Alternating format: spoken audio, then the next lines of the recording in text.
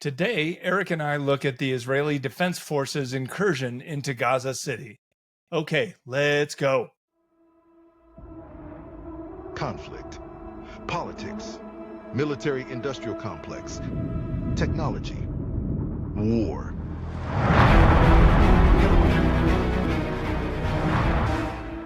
The Flash Traffic Podcast.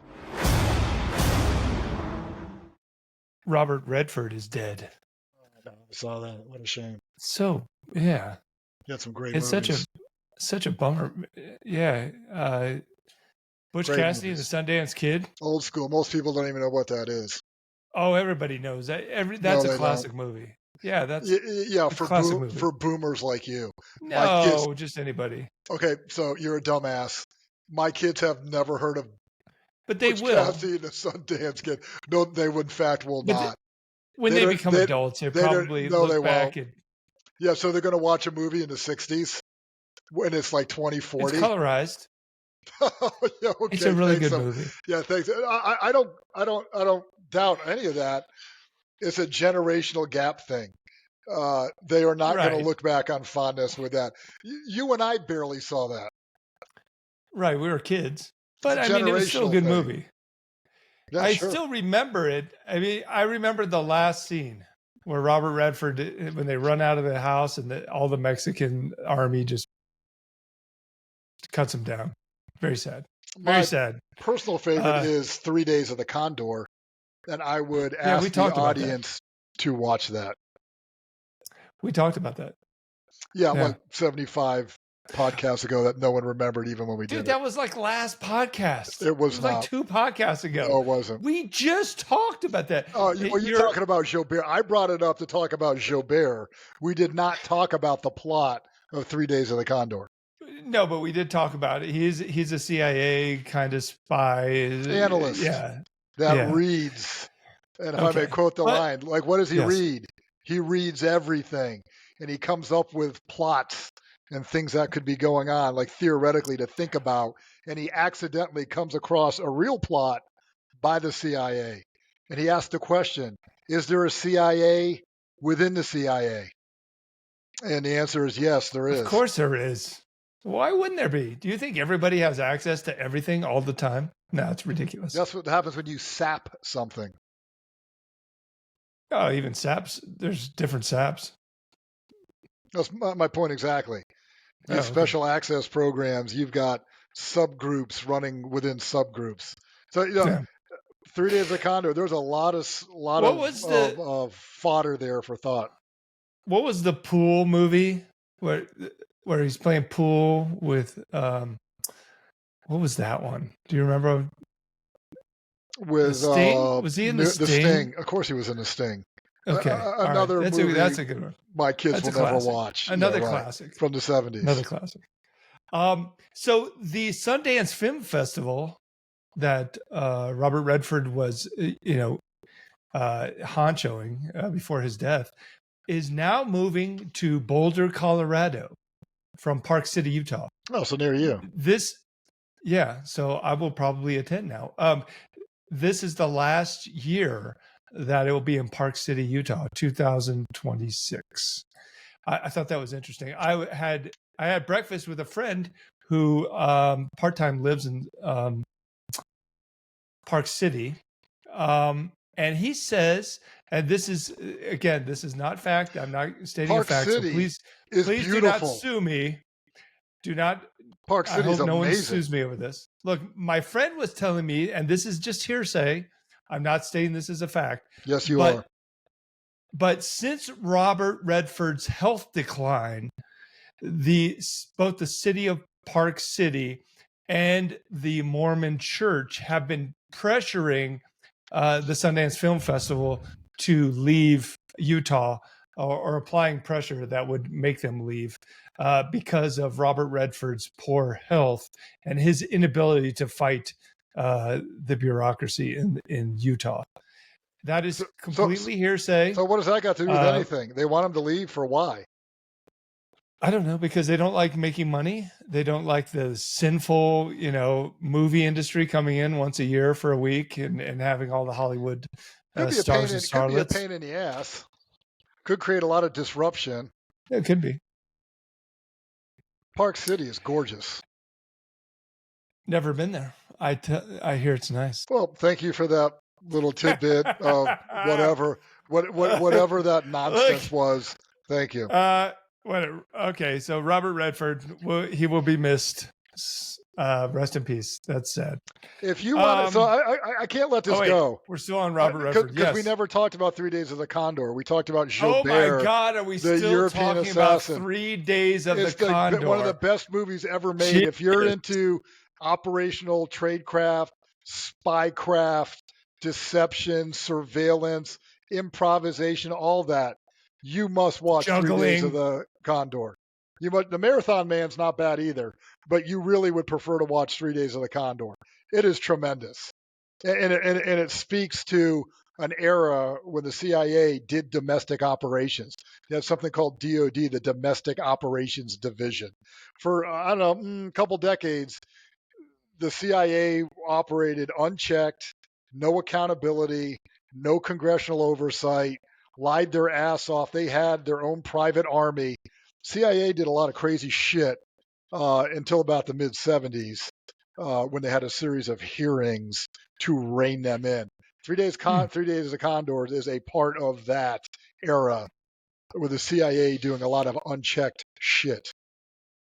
Interesting, and thank you for that. Yeah, more interesting than Butch Cassidy and the Sundance Kid. Whatever. With some tired out freaking Western story that's been redone about 100 times. There is only one Western story. It's just redone over and over again, and that's what's so beautiful about it. It is reinterpreted every time. There's only one cowboy story, and there's 1,000 cowboy movies or more. No, actually, there's more than one cowboy story. But anyways, so I'm going to give another. You're just a contrarian. So I'm going to give another. I don't want to know. I don't want to talk about. I don't know what to say. I don't want to talk about. No, good. Well, I don't care about what you're about to say. I don't give a shit if you care, and I'm going to say it anyway. So just shut the fuck up. Can you be brief for the please? Ride? Yes. Oh my God. So outside Go of ahead. Tucson, the floor is yours. The gentleman from Arizona has the floor about fucking cowboy movies. Go ahead. Oh, now you shut the fuck up.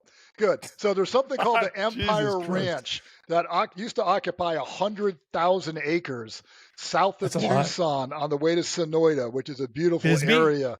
Near Bisbee? Bisbee. It is not. It is less than halfway to Bisbee. Well, I'll give you halfway to Bisbee-ish. Thank you. So Empire Ranch, south of Tucson, on the way to Sonoyta, which is wine country. Sonoyta is a beautiful area. There's an Empire Ranch. They filmed, I don't know, a score of old school Westerns at this ranch. The Vail family owned it for a while. There's a town called Vail now. You mean this stuff. The ski people? So Vail, Arizona, not Vail, Colorado. Anyways, I didn't know if it was the same family, but go ahead. So what? Right, because you're a dumb fuck. So every year they show a Western there, outdoor Western movie of a Western that was actually filmed on the Empire Ranch decades ago. So this, in 2 weeks, I'm trying to get my sons to go to it. I'm going to be out of town. I took them once already. They're playing. Don't dock yourself. They're playing an old school. Yeah, I give a fuck. They're going to show an old school Western that was filmed on the Empire Ranch, like back in the early 70s with, Lee Marvin's in it. People probably don't know Lee Marvin did Westerns, and Jack Palance, another old school Western, black and white Western icon. But anyways, that's a pretty cool thing where they're going to show an old school movie shot 40 years ago, 45 years ago at this ranch itself. Anyway, cool thing, cool Western thing. No one cares about your stupid fucking stories. This is a cool story, and this is a fun thing to go to. It's a fun thing to go to. God, are you done? Because I am dumber for what you just said. I hate Westerns. I used to love Westerns. Because you know nothing about the iconic Western story. You're just talking out of your ass. You don't know shit. I'm sorry. I now hate Westerns. I take back what I said about. Well, you hate Europeans too. Which just add it to your list. Add it to your list. I don't hate Europeans per se, and I don't even hate Europe. Anyways, can we start with the war vector type stuff? Can we start with war and conflict now? Are you done? Okay, well, generally you just talk about policy. You don't talk actually about tactics. Oh my God. Okay. We're going to talk about tactics today because the IDF has now officially invaded Gaza City.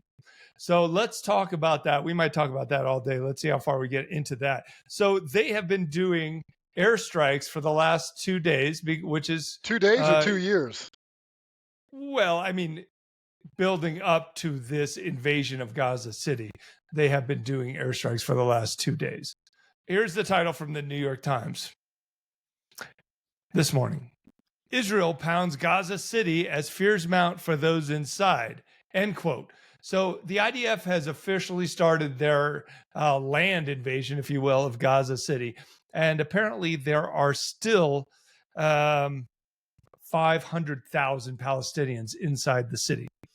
As of this morning, there were 150 airstrikes over the past 48 hours. So they're destroying Gaza City. Well, they're prepping it. They're softening it up. With that many strikes, you are destroying the city, and it's going to be obviously a humanitarian catastrophe, and you are destroying the building blocks, the infrastructure, the foundation that a city runs on. That's how you destroy a city. Here, just for reference, I'm showing a map of the Egypt-Israel-Gaza border. Gaza, which is about twice the size of Washington, D.C., and Gaza City is in, I guess if this map is oriented correctly, it's in the northeast kind of corner right here of Gaza. Let's look at some of the bombing runs. Let's see some videos of some of these bombing runs that have happened in the last 48 hours. Okay. A lot of devastation already.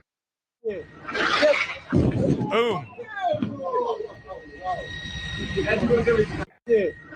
Boom. That's some serious bombs. Okay, let's look at another one. Let's just look at a couple of these because I have them lined up. This one is the Islamic University of Gaza City. Let's take a look at this one. Boom. You can see the missiles or the bombs coming in. Boom. And you will no longer have classes at the Islamic University of Gaza City because it's completely gone. But let's look at that one more time. Let's look at this one more time with the sound off. Let's do the sound off and watch. I think these seem to be, going after the tunnels underneath. These seem to be penetrators because the explosions look like, well, except for that one, they look like they're going underground, don't they? They don't seem to be surface explosions. So there might be a tunnel network under there. Well, we knocked out Iran's entire underground nuclear capability by a couple months ago, right? By doing bunker busters. Apparently we did. I don't know if that's knocked true. Them out forever. Or was it just 60 days? Or maybe it was just like 48 hours while we bombed. Who knows? Let's look at one more video of bombings. Then we'll talk about it. The title of that, the Islamic University of Gaza City. The title was "Class is Dismissed." Okay. Okay, the title of this one is Israeli Drone Strikes a Mosque in Gaza City. Now, I don't believe this is a mosque. I believe it's just one of the call to prayer towers, which is separate from a mosque. Correct me if I'm wrong. It could be. But this is not. It could be. It could be a mosque. Could be connected. Could not. Yeah. We don't know for sure. But there are a lot of towers that are not mosques, but they do the call to prayer. Let's watch this because there's something. Watch it very closely. This is interesting. I think you'll pick up on it right away. See a drone. Yeah. Boom. The IDF used a FPV drone to take out this call to prayer tower is what I'm calling it. Which is also a communication system. Exactly. Also a sniper nest. Also, tons of things. Tons of things you can use towers for. So I think technically the law of land warfare, you're not supposed to attack hospitals and churches and mosques and synagogues, right? I don't think the IDF gives a shit about that at this point. That's an accurate statement. I think they are going to blow up anything that is tactically useful. Here's another one. Boom.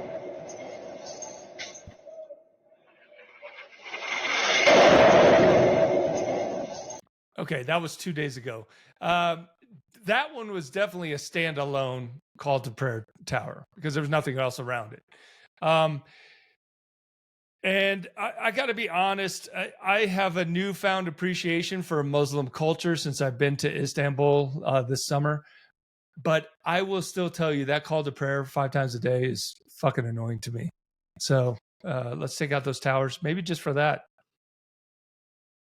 What do you think about that? Is that culturally insensitive? That's about as intelligent as everything else you said, so why not? Okay. Again, I want to caveat that joke with saying that I do have an it's a appreciation joke. for Muslim culture. It is just a joke, like so many of the things we say here. Okay, so were you ever in Fallujah? Did you ever do Fallujah? Nope, never did. I was in, Kurdistan, Baghdad, out on the border with Iran. Nope. But you have done urban type operations in a desert type environment like Gaza City. Everyone right? who was there did, right. What is the IDF going to expect over the next couple of days, weeks, months, years, however long this fight goes on? What do you think they should expect? And we should always caveat this with your experience is just actually being there and actually doing this with the special forces. So it may not be as good as the analysis you get on the Twitter idiot verse. We always have to caveat 4chan. that.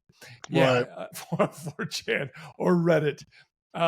We have to caveat that this analysis may not be as good as that analysis you can get from Facebook. So go ahead. What do you think they're going to see? Well, it's going to be a long, slow, deliberate process. If you're actually going to clear an urban area, then you got to clear it. Think about an apartment building with 100 rooms in it. You got to clear 100 rooms. You got to clear the basement, attic, closets, storage, stairwells, underground stuff. Urban centers absorb a lot of people because they're just so complex, and it's designed to, that 3D environment, absorbs humans. It's not like a flat piece of ground, like an open field in Ukraine, where that's pretty simple. This is complex. And obviously, cities were built to concentrate humans and humanity. So now you have to clear that in a deliberate manner. That takes a lot of time. Just like when you see Ukraine counteroffensive in Pokrovsk, clearing these little bombed out villages. Hey, dude, you got to clear everything. Hole in the ground, collapsed building, a cellar, closets, the barn. You got to clear everything. Tons of little nooks and crannies. So if you actually want to do it in a deliberate manner, it's going to take you a long time to do it. It's going to take you a lot of people to do it. Can the IDF actually clear this city, especially a city like Gaza City that is so heavily peppered with tunnels and sewage pipes and just holes? Can they actually clear it? Yes, anything can be done. Do you have the resources to do it? That's the question. Do you have the time to do it? Do you have the political space to do it? Like, hey, bro, why isn't this cleared yet? Yeah, it takes a minute, bro. Like, clear Manhattan. Deliberately search, clear, and control Manhattan. You're not doing it in a weekend.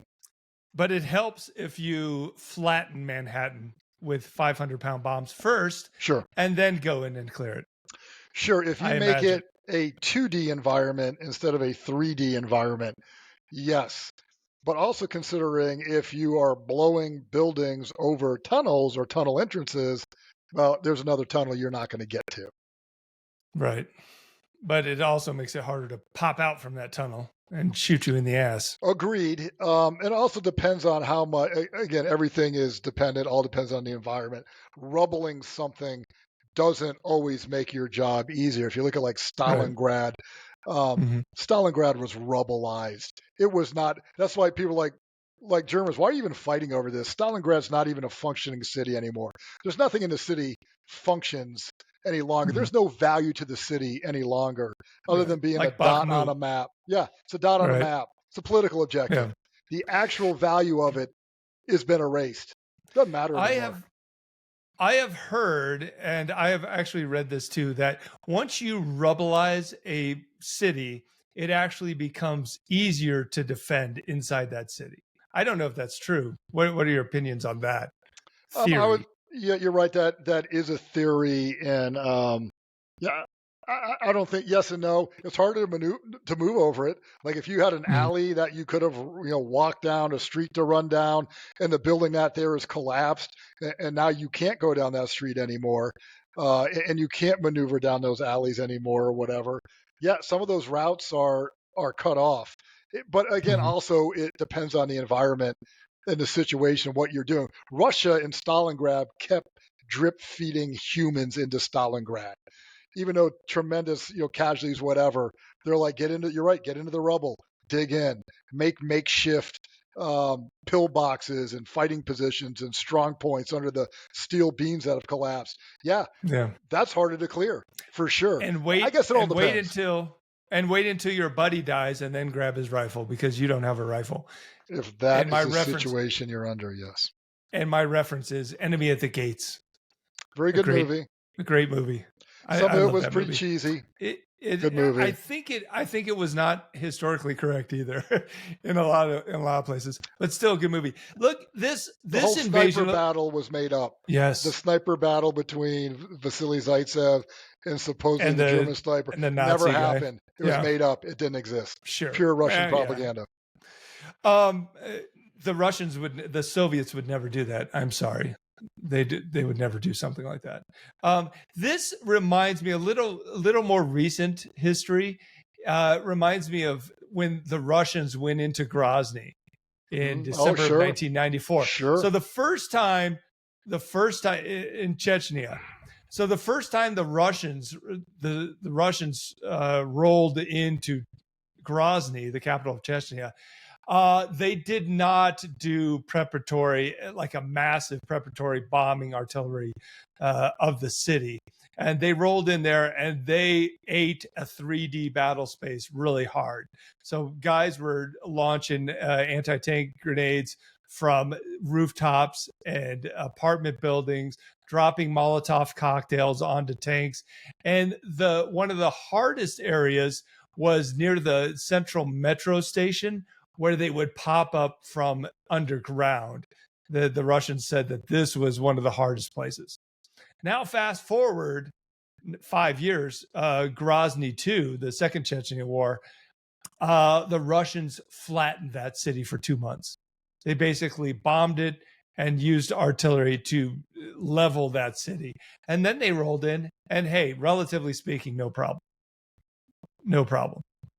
No city, no urban warfare. No problem. Yeah. So, so the IDF, how long do you think this is going to last? How long do you think this is?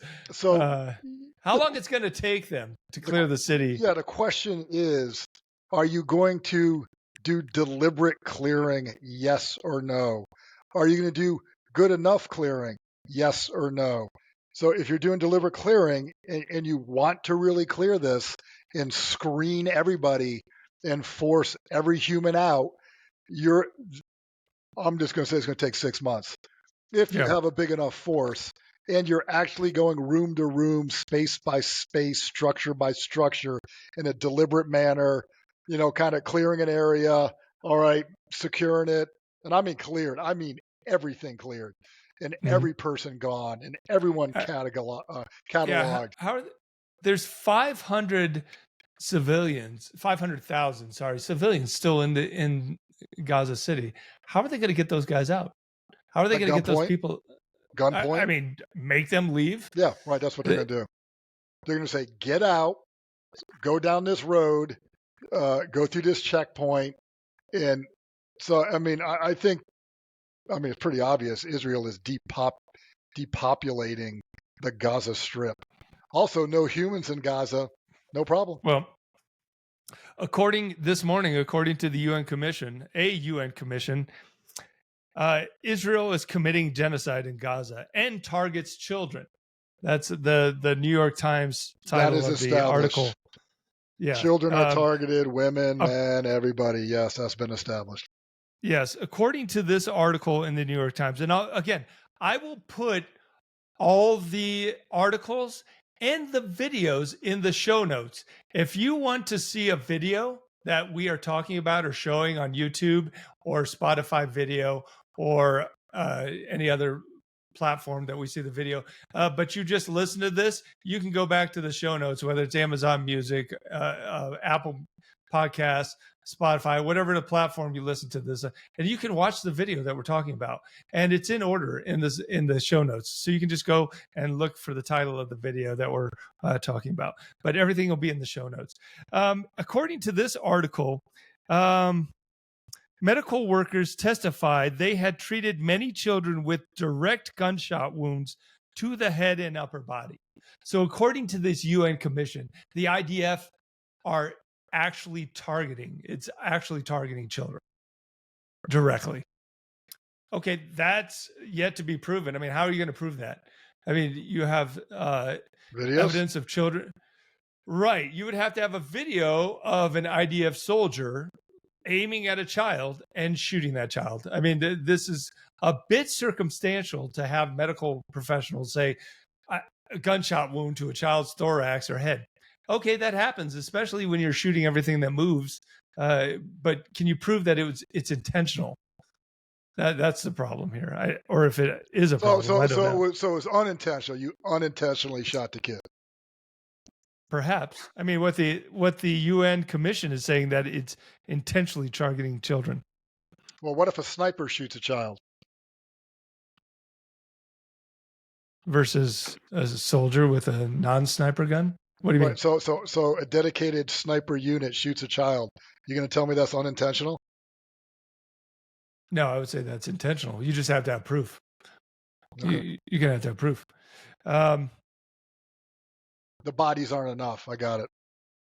Well, you know, if you're going to make outrageous claims, you have to have outrageous evidence. Well, they're not outrageous when tens of thousands of people have been shot and blown up. Okay. It's not outrageous. It's fact. It's Monday. Okay, outrageous is probably not the correct word. But if you're going to make extreme claims, you need extreme evidence to back those up. It's not really an extreme claim. You are trying to get evidence and facts to support outcomes. X amount of people have been shot. It happened. It's reality. It's fact. It's how and why was this done? And you know what? There are so many people shot, killed, and blown up in Gaza. You know, it's like Stalin. It's like now they're just a statistic. The human brain cannot fathom that number of casualties. Yeah. You're going to investigate 75,000 potentially illegal killings or whatever.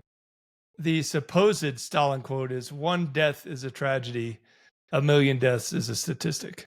And you know what? And I don't know if that's attributed to him or not. Yeah, and I've often heard that. It's attributed to him. I don't know if he said it. There's a lot of wisdom in what he said. You know, the cold, calculating assessments of power that he made. A lot of them were dead on. Well, here's this UN Commission report from the article says, quote, "The report details the deaths of civilians killed during intense Israeli bombing of densely populated areas, the destruction of hospitals and clinics, including Gaza's main fertility clinic, and the destruction of educational, religious, and cultural sites, period. The consequence," it said, "is the erasure of Palestinian identity," end quote. Those are pretty damning claims there in this UN Commission report. Pretty obvious too. Well, it's sad. A lot of civilians are going to die, and you would think. Here's one thing I've been thinking about. Like, these civilians have nowhere to go. They do not have the means to live outside of their normal environment. So just to tell 850,000 civilians to leave Gaza City, you know, how are you going to do? Where are you going to go? You're going to be at the whims of you're going to try to survive in some random refugee camp in the middle of the desert. And you have zero control or knowledge of your surroundings. Oh, these people are screwed. These Yeah, people are screwed. They're that's between a why rock and a people hard don't place. leave. That's why people don't leave, because I would rather live amongst bombings and shooting and the IDF in a place that I know where to get food. Maybe I know where to get water. I know that I have shelter, at least in my bombed out apartment building, than to take a chance on some, maybe some UN refugee support somewhere in the middle of the desert in September. Now you know why a lot of countries Yeah. have a problem with this. Well, that's why modern militaries have to work around civilian populations on the battlefield, Well, because they're not going to leave. Apparently, you don't have to. Well, you shouldn't be indiscriminately. Yes, you don't have to. I mean, you can indiscriminately bomb the shit out of everything that moves. Look at Russia and Ukraine. You want to talk about indiscriminate bombing? Talk about that. Yeah. It's much harder to work around civilian populations than to just kill them or bomb, go straight for the enemy. Correct. It's harder to, this is a weird analogy I just came up with, but it's harder to send Delta Force to jump on the top of a moving plane when it's been hijacked by terrorists, and to blowtorch a hole in the top of the 747 and jump in and kill just the terrorists while the plane's flying, than it is to just send a Stinger missile up the tailpipe of that 747 and kill everybody, which I feel like that's something that the Russians would do. You mean that? Is that a weird analogy? Yeah, you took it a little too far. But okay. But people probably got what you meant by it. Although, if you look at the Chechen terrorists in the theater, do you remember that? Oh God, when was it? It was in the 90s, I think, when the Chechens, 2000s. You're talking about the Moscow theater siege. Yes, and Chechen terrorists took over the theater in Moscow and had hundreds of Muscovite hostages. 2002. The Russians used a quasi-experimental nerve gas. Do you remember this? I don't think it was a nerve gas. I think it was sleeping gas or some weird sleeping gas. They think it's a fentanyl derivative. Yeah. And they basically put everybody to sleep, including the terrorists, and then they rushed it. So that was an example of, I guess, kind of considering the population before rushing in there and shooting everybody that moves. So they killed 40 hostage takers, as well as 132 hostages died from the overdose of the gas. Yes. Out of how many? How many hostages? Don't know. I'm looking right now. That's a lot of hostages. I think there was many hundreds of hostages. Well, so maybe it's close to 900, because they said 132 hostages killed, over 700 injured. Oh. So maybe upwards of 800 to 900 people. But that's a lot of terrorists too. Like 40, you said 40 terrorists? Yeah. That's a lot of terrorists to take care of.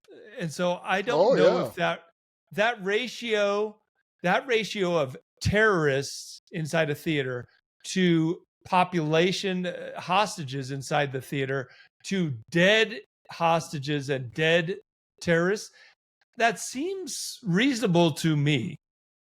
It seems reasonable, that ratio. 10% of the hostages are dead. All the terrorists are dead. There were a lot of them. Like if you had three terrorists and you killed, I'm going down a rabbit hole here. All right. Forget it. Anyways, let's go back to population. That's what makes insurgencies so tough to tamp out, right? Is because they can live within the population. Yeah. If I follow up on that Moscow theater siege, after that, I know in a subsequent hostage taken, I think it was Beslan, at a school, the Chechens had dead man switches after that. I remember that. So they responded with, if I do get sleeping gas or whatever, right? So they had guys, Chechens, standing on a dead man switch in the middle of a basketball court with explosives hung from either the basketball rims with the idea if they get knocked out with gas or shot and fall off the switch, everything goes off and, people are killed. So that How was many a children? response, yeah. How many children died in that one? That was bad. I remember that one. I don't know. I think that was Yeah, that was terrible. 2004. Let me check this out. That was more Chechen stuff, the Beslan school siege. Let's see if I got the year right. 800 plus people injured, about 30 Chechens killed, maybe 300 people, probably kids. Yeah, 2004. Yeah. That's a lot of kids. That's a lot of dead kids. Lasted 3 days. 1,100 Yeah, people but held hostage. Yeah. going back to insurgencies and just dealing with the population, that's why it's so hard, because you can blend in with the population. Your day job is plumber. Your night job is blowing up railroad tracks. And right? like with the Chechens, a lot of them spoke Russian, spoke it, read it, Sure. wrote it, understood Russian culture, worked in Russia, but Russians don't speak Chechen. So Chechens are able to infiltrate Russia, look like them, act like them, whatever, and move in their society. Well, The same with like yeah. Ukrainian intelligence. Ukrainians speak Russian, read it, write it. Not many Russians speak Ukrainian. And technically, Ukraine's Chechnya able to is move in Russia. technically Chechnya is Russian Federation. So Sure, of course it is. Yeah, go technically, go there and hang out in some small village. Tell me how Russian it is. yeah. But it reminds me of the original movie Red Dawn, where the Russians paratroop into Colorado and other Very places good in the movie. West. Very good movie. But what they did to the Colorado population in the movie is they would round up all military fighting age men and boys, and they would firing squad them and shoot them. Yeah. Correct. I mean, that's one way to take care of it. The French did that in Algeria. Like one of the best examples of counterinsurgency and all the horrors of it are the French counterinsurgency war in Algeria. Especially if you want to watch a movie, the Battle of Algiers in black and white, the director's cut. Also, some of the director's cut. Some of the Algerians in that were actually the rebels themselves. Some of the leadership, they actually had them in the movie afterwards.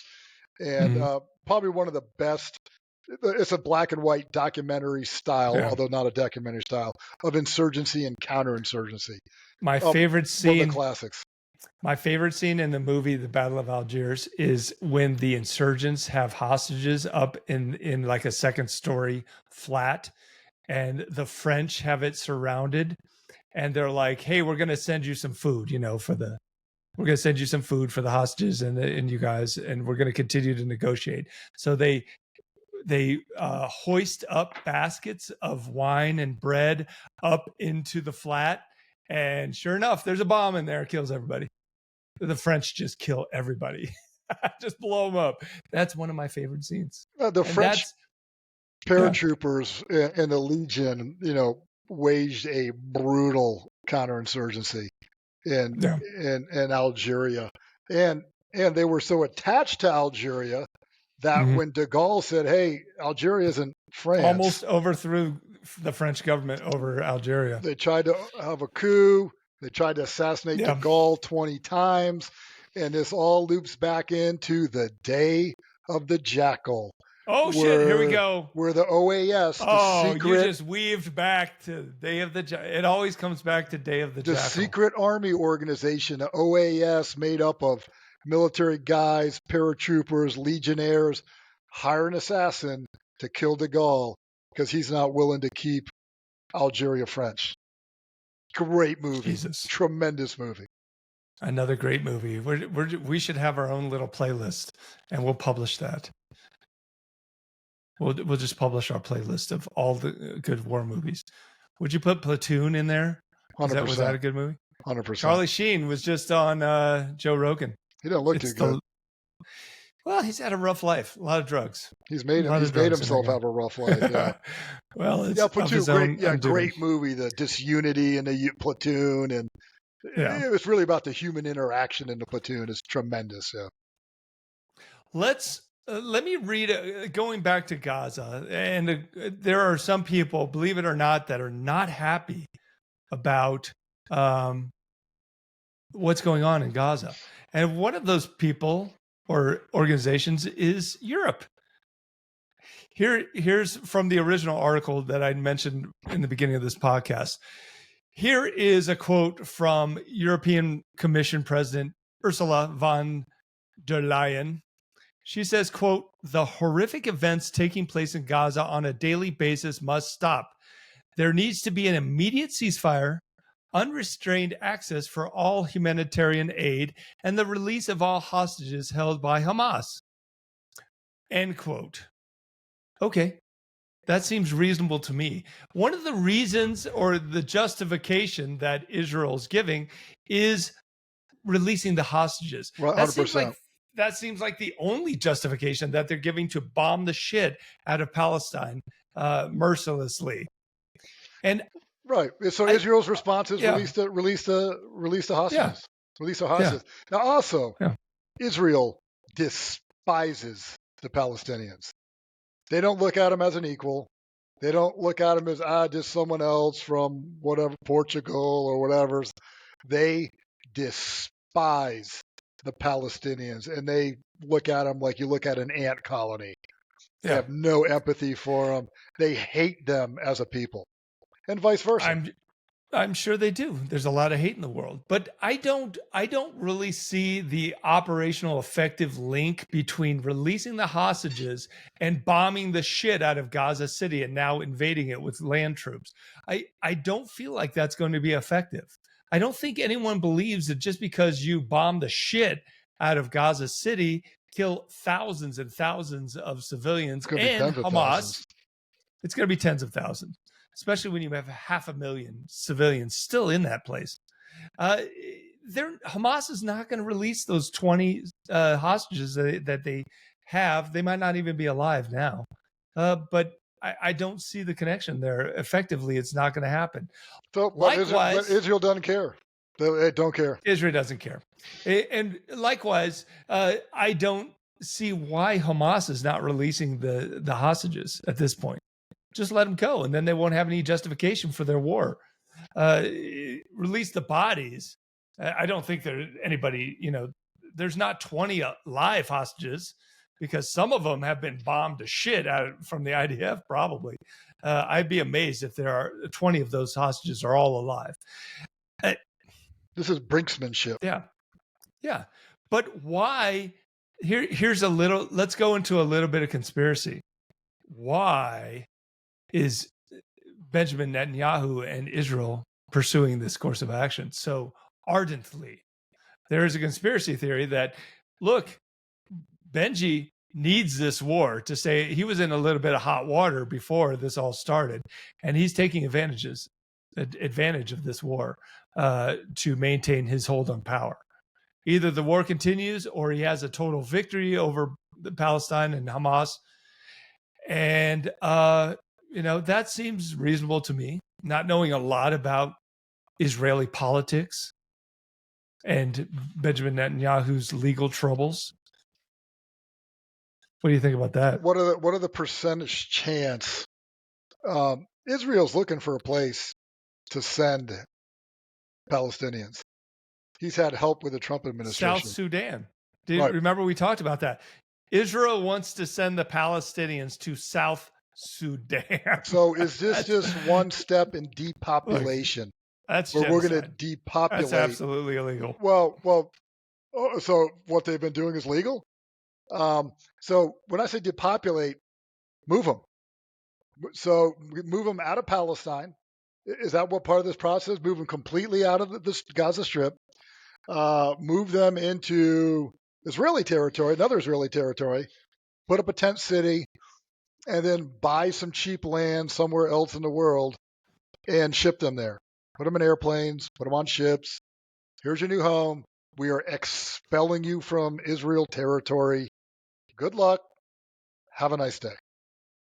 That's been proposed. That's not like, shouldn't be shocking to anyone like, oh, I never heard of that before. Like, Yeah. you heard of that before. That's been proposed. I, Trump has proposed similar things himself personally. He has said this, but that's part of the Trump well, Netanyahu that's axis. okay. That's interesting you bring that up, because here is an article from the New York Times. And the title, as of this morning from the New York Times, the title is, quote, Trump's laissez-faire stance gives Netanyahu free pass for Gaza escalation. And the gist of the article is that Trump's not doing anything. He's giving him a green light. He's giving him a green light. And this seems to be the very state of nature for Israel, is to go around and kill Palestinians and destroy things. If left to their own devices, this is their state of nature. They're going to kill the shit out of every Palestinian. This is just like Trump and the GOP has given a green light to Russia. That's the same thing. Doing nothing, causes an action, allows an action, facilitates, enables an action. Trump has done the same thing in Ukraine, which leads people to say, what does Netanyahu and Putin both have on Trump to get him to do this? Or nothing, because the GOP is going along, or the GOP is going along with it. Well, maybe Trump just doesn't give a shit. Well, he doesn't maybe give a shit he just about doesn't care much other than himself. Yeah. Well, I don't honestly, personally believe that Russia or Israel or anybody else, any other country, has any smoking gun on Trump, and they're using it to their advantage. Because what else could you have on Trump? He killed somebody? He disemboweled somebody with a knife, and you have video of it? I mean, he's done everything under the sun that is egregious and disgusting already. So that's what could they possibly have on Trump? I think that's a conspiracy theory, and I don't buy into it. Sure, but it's persistent, and it won't go away. I think Trump just doesn't give a shit. He doesn't give a shit about Ukraine. I would say for sure. He doesn't give a shit about Palestine. He doesn't he doesn't give a shit about children being shot in the head and thorax. Doesn't give a then how's he going to get a Nobel Peace Prize for ending 8 wars in the Middle East? He's already got 7. He's already got 7 wars. We did a great job. They were fighting each other. I came in. I should get the Nobel Peace Prize. He stopped the Pakistani-India war. Stop Pakistani. The Pakistanis have nominated me for the Nobel Peace Prize. Very beautiful prize. Who in Pakistan? Jesus. ISI? Who in Pakistan nominated you? The freaking Pakistani Taliban? Who the fuck's doing that? Who doesn't love Trump in Pakistan? People are wearing Trump MAGA hats, and they're wearing Trump tank tops. Look, if you're a Palestinian at the end of all this, before October 7th, you might think, yeah, there's a lot of Palestinians that actually do not like Hamas, and they're not for Hamas. After the raising of basically the entire state of Gaza, if you want to call it a state, man, I cannot see any Palestinian that have lived through this to be anything but anti-Israel forever. So now you have 2 million. 2 million Palestinians? They weren't anti-Israel forever before? Okay, but open to peace, open to not tying bombs to their, wearing a bomb suit and getting on an Israeli bus in the middle of Tel Aviv. Not open to that. Now I can see 2 million suicide bombers. You just created 2 million suicide bombers, in my opinion. I can't see coming back from this at all. I would have to concur.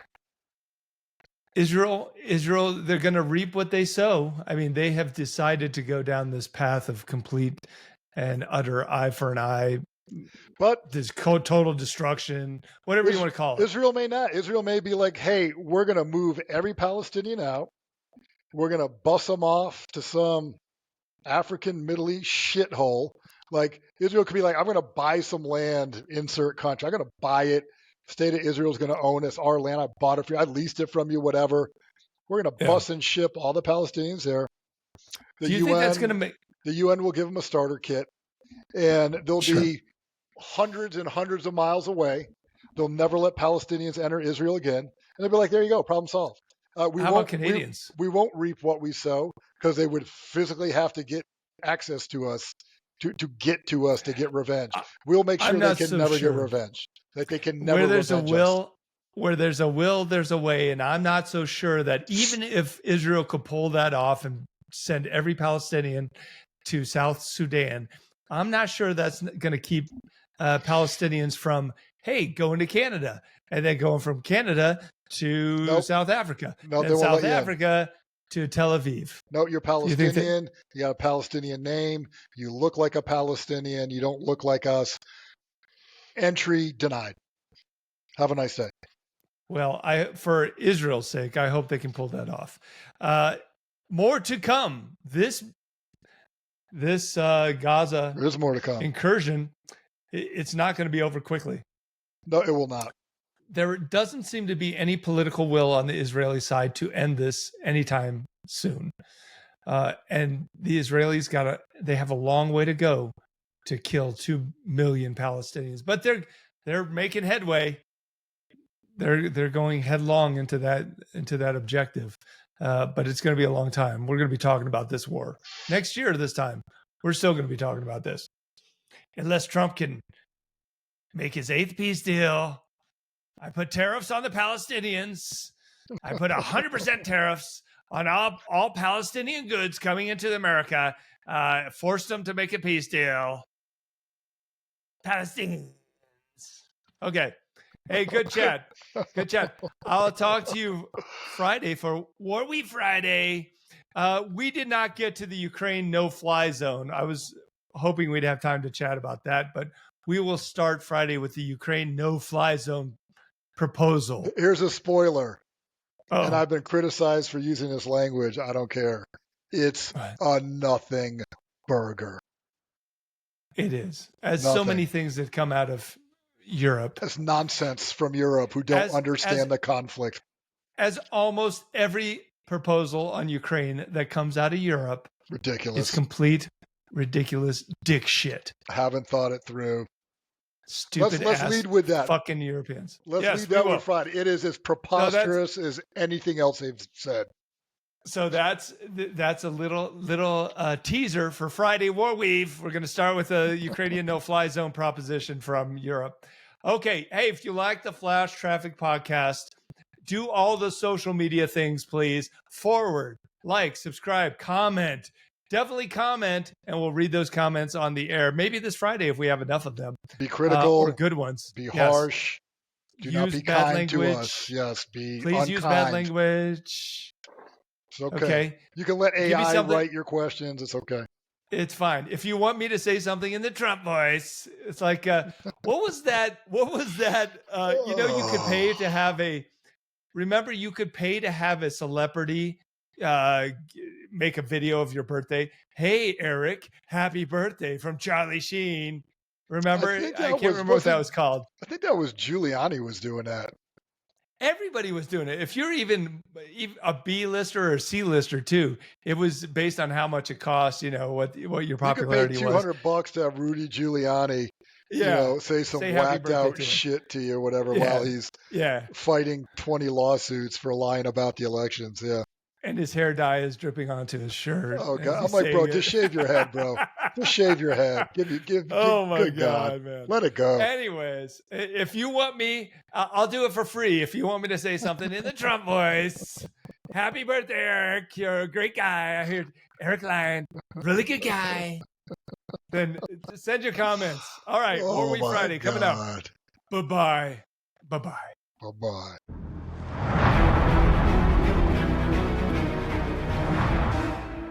The Flash Traffic Podcast.